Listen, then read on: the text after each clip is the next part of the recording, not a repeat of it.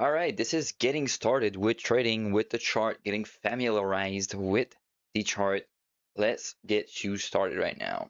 So first of all, you're going to be opening TradingView, and that's what you're going to see on the app, at least not on the web browser. That's what you're going to see. Now, what you need to know, right, is you need to know your asset, right? We have NQ. You type in NQ, you click the first one. That is going to be NASDAQ. You have ES. First one is going to be the S&P 500 futures that we trade, right? You got GC, that is going to be gold futures that we could be trading, right? And then let's say you want Bitcoin USD, right? You're always going to take the Coinbase one. That is fairly easy. Now, again, that is at the top right here. Now, you got your time frames, right? Because we know that one candle on the 1 minute right here equals 1 minute worth of time, right? As you can see at the bottom, it says 9 a.m. Go to the next one, it's 9:01 a.m. Now, the time frames right here, right? Let's say we go on the 5 minute right here, and we see this candle, 3:55 p.m. The next one, 4. That means 5 minute worth of time passed within that 5 minute candle because each candle is 5 minutes. 10 minute right here, each candle is 10 minutes, as we can see with 4:50 to, well, bad example, sorry, 9:30 to 9:40 right here. Now, we got the time frame down, we got the asset picking down. Let's get into the price of one asset, right? So right here on the right, we have 26,122-ish, right? That is the price of the asset. Now, if we go on ES, as we remember, the S&P 500, we got 6,885, blah, blah, blah. That is the price of the asset. Now, let's go back on NQ. You may notice that, oh, well, there's decimals. Yes.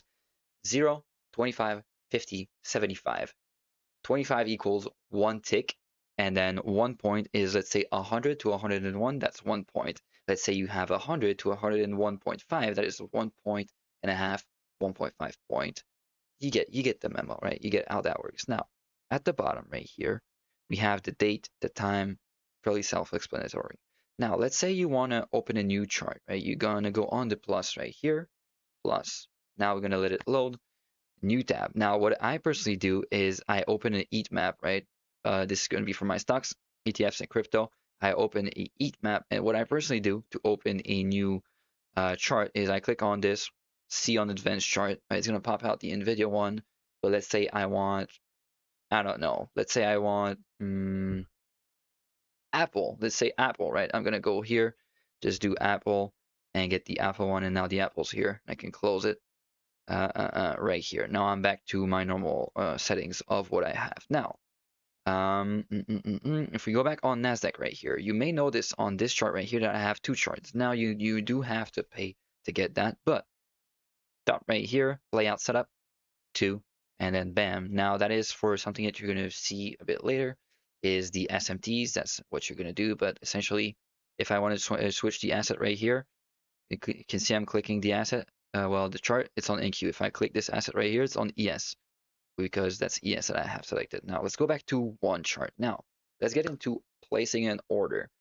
You're going to need to double click on this, right? You go to trading. Well, first of all, let's disconnect from paper trading, right? You're going to need to be doing this right here. Go to trading panel, open a paper trading account, right? And then bam. Now you double click on your chart. You go to trading right here, and you enable one-click trading. Look at the top left right here. Now this disappears, so you need to have one-click trading on, and then you click OK. Now I am on NASDAQ. Let's say I want to do a market order. I am gonna, let's say I want to order 3, right? Let's say I want to have 4, sorry, right? And do a market buy order, which means when I buy, I bought, so when the price goes up, I make money. If I sell, when the price goes down, I make money. Now I buy, right? Okay, so now the price makes money, right? Sorry, I bought, so now when the price goes up, I make money. Now, let's say I want to take some partials, right? Taking partials means taking some of your position off, right? I bought, now it's going up. Now I have 2 right here. I want to take half of, right? Since I bought, I need to sell. Now look at the 4 right here. I sell 2, it now becomes to 2. Let's say I put this to 1. It's going to come back to 1. Then click it. Yes, okay. It goes back to 1. Now, okay. Let's say I sell, right? Let's say I sell 10, right? So I'm selling 10 right here. And I want to take half of my position off. Well, I sold, so I need to buy back in order to get out, right? So I'm at 10 right here. I buy 5 more. I am now at 5, right? So that is how you take partials on the order. Now let's do bracket orders. Now, as for limit orders, right? You're gonna go here. You have your short position, your long position. Shorts meaning selling, and longs meaning buying, right? So bam, that right here. Let's say you want your TP right here, your stop loss right there, right? Create limit order, and now you have a limit. Now let's say you want to risk, sorry, $10,000 right here is going to calculate it for you. Let's say I want to risk 100,000. It's gonna, well, it's a million. 100,000 is gonna calculate the units for me just right here, right? But let's risk it 10,000 for the sake of it, right? Now let's see right here. Once price taps this, I'm gonna sell, right? And then boom, I'm in. Now I'm in shorts right here. Now if I want to take partials, what I do? I got 8, right? I want to take 5 partials off, so I have 3 remaining. I am selling, so I need to do a buy limit right here. Now let's do an example. Let's say I drag this up there to the current price. This is gonna go to 3. Right here, 3. So I took partials, and this modified itself as well. Now it's the same thing for the other way around. Now let's get into the tools that you can use, right?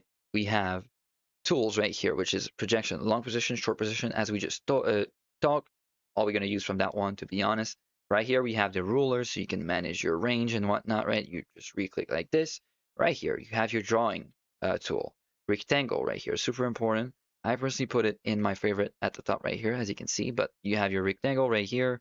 You can add text, you can double click, edit the style, blah, blah, blah. We don't care, right? You have the rectangle. Then you have the brush right here, which makes you can draw essentially. It's as easy as it is. You can draw with this, right? Then you have the pad right here, which you can do a drawing. That's pretty much what we're going to use as a whole, as from these ones, from that section right here. Now, in this section at the top right here, what I personally only use is the trend line right here.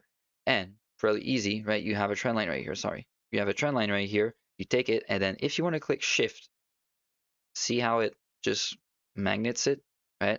Right here, right here, right here, right here. Just a whole magnet, right? Now, if you want to draw a normal line, you're gonna press Alt J, J, G, D, D1 like this, right?